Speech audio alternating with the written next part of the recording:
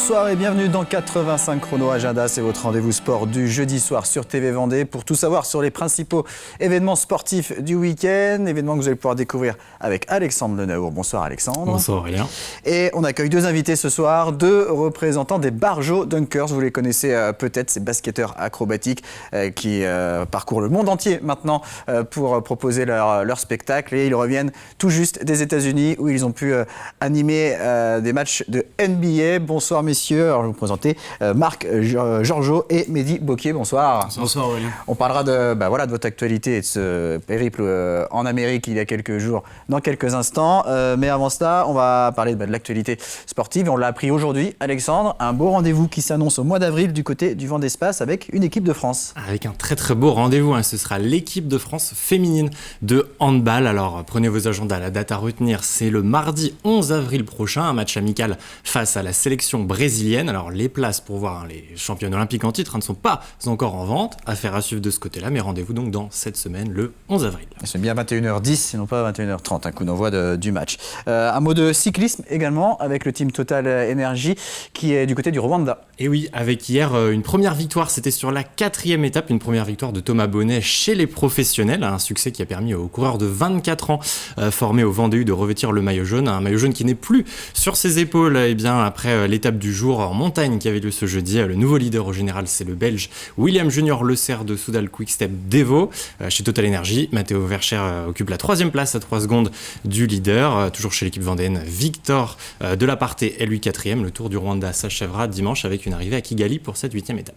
Merci Alexandre, on se retrouve dans quelques instants donc pour les rendez-vous sportifs du week-end. Mais on va donc s'intéresser aux Barjots Dunkers avec Mehdi Boquier et Marc Georgeot. Alors avant de revenir sur vos dernières prestations et donc ces matchs NBA que vous avez pu animer, un petit historique rapide des Barjots Dunkers, ça existe depuis 2004, c'est ça Marc ? Oui, c'est bien ça. Ça existe depuis 2004. Pour revenir un petit peu sur l'historique, ça a commencé avec des collégiens qui ont vu à la télé un show de basket acrobatique et qui se sont dit on aimerait bien essayer et proposer ça pour la fête de l'AS, donc en fait la fête de fin d'année du collège Roche-Charvière en Vendée.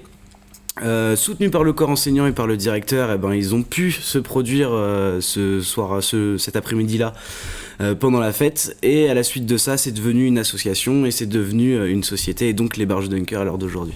Avec combien de membres aujourd'hui, Mehdi, dans les Barjots ? Une petite vingtaine. 8 professionnels et d'autres qui ont un travail à côté et puis qui viennent s'entraîner et faire des spectacles quand ils veulent et quand ils peuvent. Et donc il y a une semaine pile poil, vous étiez du côté de Chicago, dans la salle des Chicago Bulls, et avec les basketteurs acrobatiques des Chicago Bulls. On va regarder tout de suite ce que ça a donné.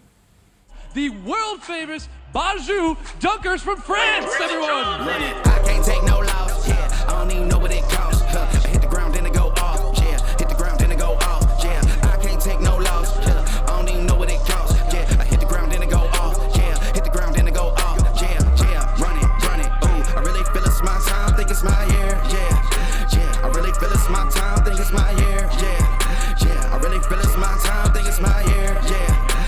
I really feel it's my time, think it's my big dog, walking big talk, young veteran, living legend, bet I'm better than them. This is my shit, I'ma check it like Letterman, y'all better not let them in, they gon' rotate it, so I keep the pedaling, started a chain, the cycle is heaven sent, this is from God, but I'm not your reverend, not in the pulpit, I'm a pit bull in this element, yeah, said you gon' pull up, then settle it, yeah, I've been married to this hustle, this is my brain, watch out, step in it, yeah, and I ain't even got a yard, but I'ma get it here, watch out, touchdown, pulling plans out the clutch, everybody getting crushed, the cut down is for us now, have to work something, cause I had nothing in my pocket, yeah, I did all that. Big plans, partners trying to make profits, yeah, I did all that. Work, sweat, and tears breaking, even no ends, yeah, I did all that. Had to make it happen, putting hours in my practice, I did all that, yeah. I can't take no loss, yeah, I don't even know what it costs. I hit the ground, then it go off, yeah. Hit the ground, then it go off, yeah. I can't take no loss, yeah. I don't even know what it costs, yeah. I hit the ground, then it go off, yeah. Hit the ground, then it go off, yeah, yeah. Run it, ooh. I really feel it's my time, think it's my year, yeah.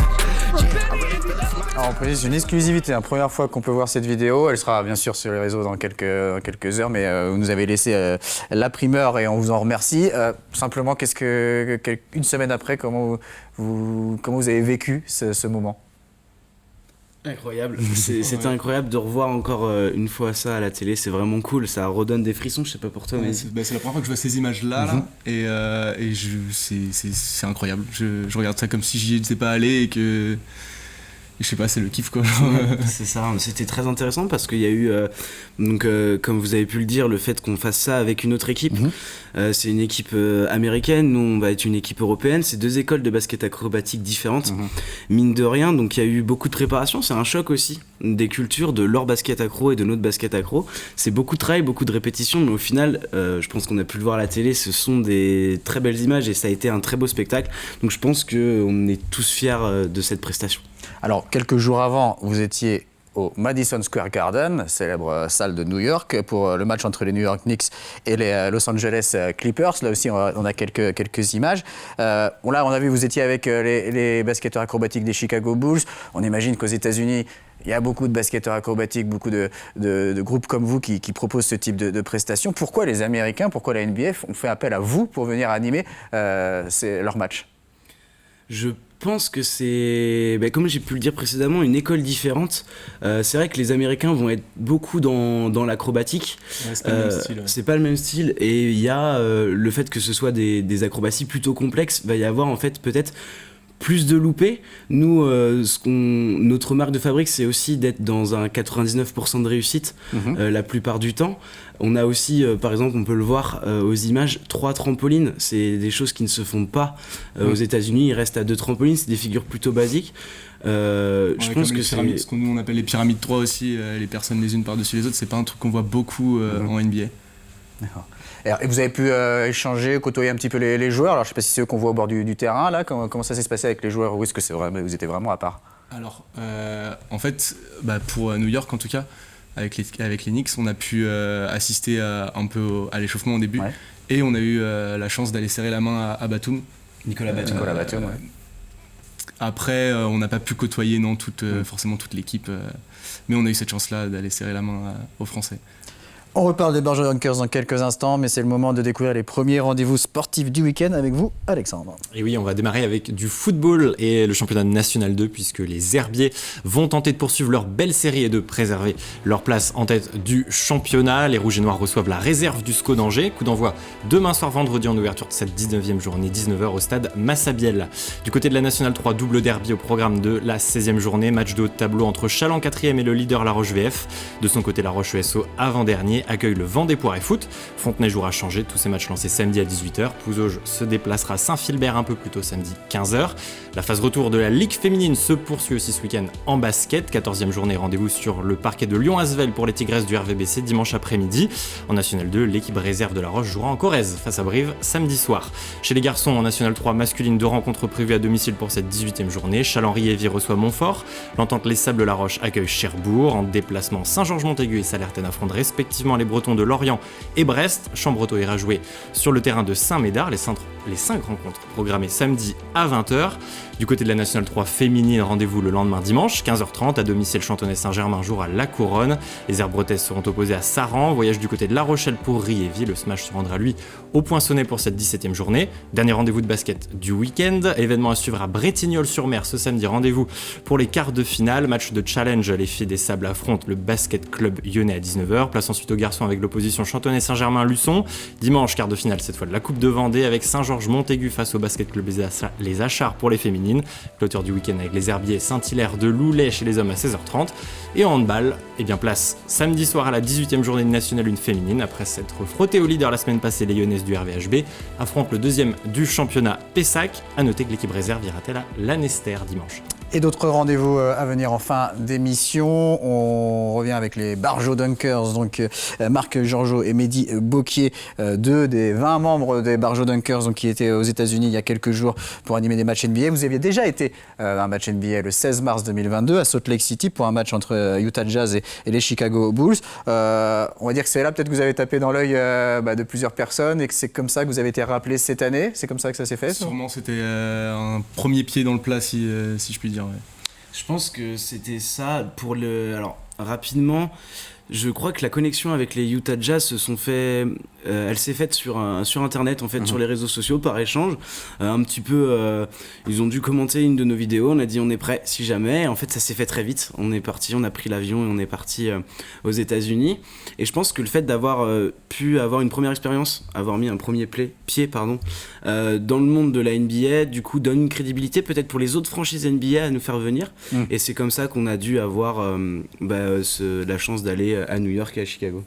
Et aujourd'hui, vous avez un planning très rempli. Vous avez déjà été en Suède cette année, au Danemark, en Espagne. Vous allez retourner à Saragosse là, le 4 mars. Il y a un match de l'équipe de France féminine dimanche à Trélazé où vous serez également. Comment vous vous organisez justement pour pouvoir couvrir toutes ces dates, toutes ces animations, tous ces shows, puis voilà, partout à travers le monde maintenant? Alors, moi, je vais juste dire gros big up à Alex qui nous regarde sûrement et qui gère presque toute la logistique chez les Barjots, qui essaye de caler. Qui est un des fondateurs, lui, d'ailleurs. Ouais, un des fondateurs, ouais. Qui essaye de caler toutes les dates pour que ça colle avec le profil de chacun, parce qu'on a tous des facilités dans le basket accro. Certains, c'est les acrobaties, d'autres, ça va plus être la dextérité, etc. Donc, il essaye de gérer tout ça et que ça fonctionne bien. Et jusqu'à présent, ça fonctionne très, très bien. Alors on vous voit à l'entraînement, là, les images d'Alexandre qui a été rendre visite à l'entraînement, à Saint-André-Trézois, vous êtes toujours bien basé en Vendée. Comment vous organisez les entraînements? À quelle fréquence? Combien de fois vous vous retrouvez par semaine, par exemple? On a un entraînement de gym le lundi. À la salle de gym de Montaigu, l'AGA Gym. Après, le mercredi, on a ce qu'on va avoir les répétitions, s'il y a des spectacles le week-end et les entraînements. Et le week-end, on est très très souvent parti en prestation. Des fois, on fait des doublons, donc il y a deux équipes à deux endroits différents. Et puis des fois, c'est aussi le samedi et le dimanche. Donc Marc, vous êtes depuis 2014 dans les Barjots Dunkers, Mehdi depuis 2019. Est-ce que chaque basketteur acrobatique des Barjots Dunkers a un peu sa spécialité, son coup, sa figure un peu favorite? Est-ce que chacun se distingue un petit peu des autres? Ouais, on a tous des préférences. Alors vous, par exemple, vous êtes quoi? Moi, le salto. Le salto, c'est ma figure préférée de base. Puis je pense que c'est là où je suis un peu le meilleur en ce moment. Moi, ça va être plus la polyvalence. On peut me mettre à peu près partout sur tous les postes. À la base, j'étais beaucoup salto aussi. Et je pense qu'en fait, il va y avoir 3 catégories. Il va y avoir les acrobates, donc la catégorie de Mehdi. Les passeurs qui vont plus être dans la dextérité, dans le fait de faire des passes directes contre la planche ou par terre. Et puis la 3e catégorie, et certainement la plus importante, c'est celle des finisseurs. C'est ceux qui vont tout simplement, à la suite d'une figure collective, terminer en mettant le ballon dans le panier. Alors, les Barjots Dunkers, c'est devenu une grosse machine. Vous ne faites pas que du basket acrobatique. Vous êtes une société de production avec plusieurs types de spectacles. Vous, Marc, d'ailleurs, vous êtes également hypnotiseur, c'est ça? Alors, on va pas avoir le temps de parler de toutes les autres activités, malheureusement. Par contre, on va parler aussi du centre de formation. Parce que vous avez un centre de formation depuis 2015 au Barjots Dunkers. Ça s'appelle Locadunk. Expliquez-nous comment ça marche. Vas-y, je t'en prie. D'accord. Locadunk, donc du coup, ça va être notre centre de formation. C'est une structure qu'on a créée dans l'envie aussi de pérenniser l'histoire des Barjots Dunkers, parce qu'évidemment, on vieillit et il va falloir que d'autres Barjots Dunkers rentrent dans l'effectif. Il y a d'ailleurs certains, donc je pense à Sergueï, je pense à Hugo, Kylian également, qui sont des anciens Locadunk qui sont maintenant professionnels au sein des Barjots Dunkers. Donc comme quoi en fait avoir mis en place les Locadunk, c'est une très bonne chose et ça fonctionne.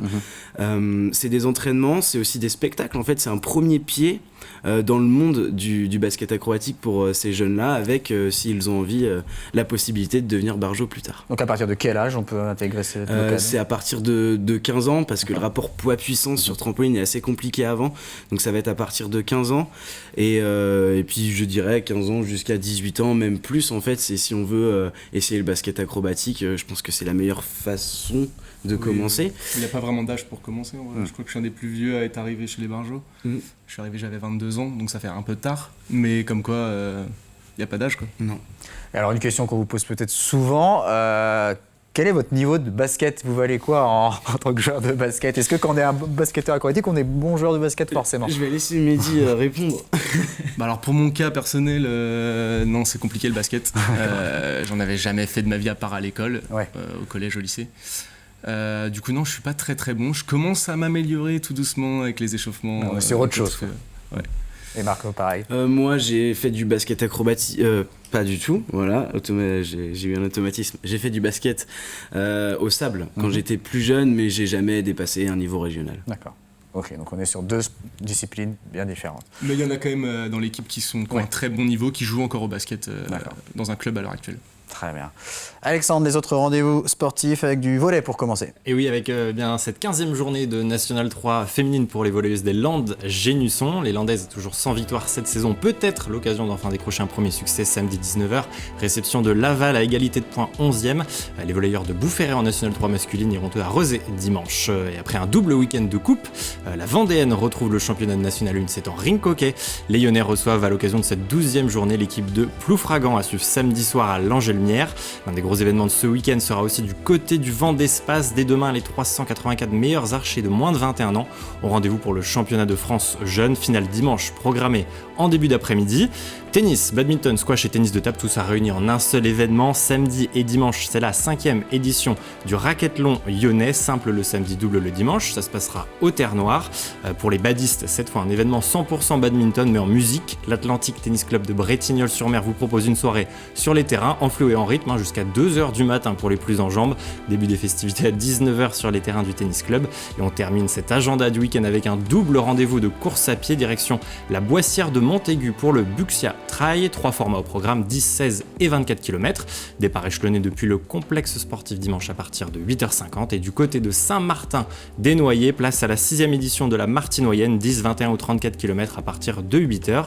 Il y aura aussi des randonnées, 7, 10 et 15 km. Et autre rendez-vous dont on va parler, c'est sur l'antenne de TV Vendée ce vendredi, un nouveau numéro de Visage du sport que vous nous avez concocté, Alexandre, mais cette fois pas avec un sportif, quelqu'un qui est sur le bord du terrain, mais qui est très important dans le club de hand de Pouzauges. Effectivement, et que l'on entend beaucoup pendant les matchs, en avant-match, à la mi-temps. Je vous propose demain bien de partir à la rencontre de Denis Jeannetot, c'est le speaker du PVHB, vous l'avez dit Aurélien, vous allez voir, c'est tout un travail d'animation avant et pendant le match. Première diffusion dès demain, juste après la matinale, mais avant cela, je vous propose de vous mettre en jambes avec une bande-annonce. On est là pour embellir, à vrai dire. Le match, c'est la mariée. Et moi, je suis là, et avec les pom-pom girls, avec les gens qui s'occupent des panneaux LED, je suis vraiment là pour lui mettre les bijoux et le maquillage.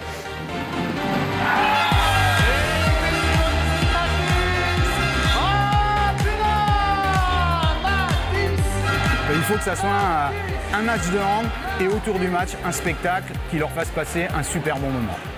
Voilà, un Visage du sport à retrouver à partir de ce vendredi sur TV Vendée, donc avec Denis Jeannetot, le speaker du Pouzauges Vendée Handball. Un dernier mot avec les Barjots Dunkers. Vous allez organiser de nouveau un camp d'été cet été, puisqu'il y en a déjà eu 2. Le deuxième en été en 2022. Du 4 au 7 juillet, ça consiste en quoi ? C'est pour... alors certains Locadunk, eux, font le camp d'été, mais c'est aussi pour ouvrir la possibilité à certaines personnes qui habitent pas forcément en Vendée d'avoir une expérience dans le monde du basket acrobatique. Donc en fait, c'est un camp de vacances avec des activités extérieures, donc aquatiques, du tir à l'arc, du paintball, etc. C'est dans un camping, donc au niveau du confort, c'est plutôt cool. Tout le monde est en chalet, il y a une petite ambiance colonie de vacances assez sympathique. Et c'est histoire de faire découvrir à ceux qui n'ont pas l'occasion d'en faire à l'année le basket acrobatique. Très bien. Et bien, en tout cas, on retrouvera les Barjots Dunkers à Chartres ce vendredi, à Trélazé dimanche, à Saragosse le 4 mars et un peu partout en France et dans le monde tout au long de l'année. Merci beaucoup, messieurs, en tout cas, d'être venus nous rendre visite. Merci Alexandre. Merci, on vous retrouve lundi matin dans la matinale pour le journal des sports. Et moi, je vous donne rendez-vous à 18h45 lundi pour un nouveau numéro de 85 chrono. Très bonne soirée à tous.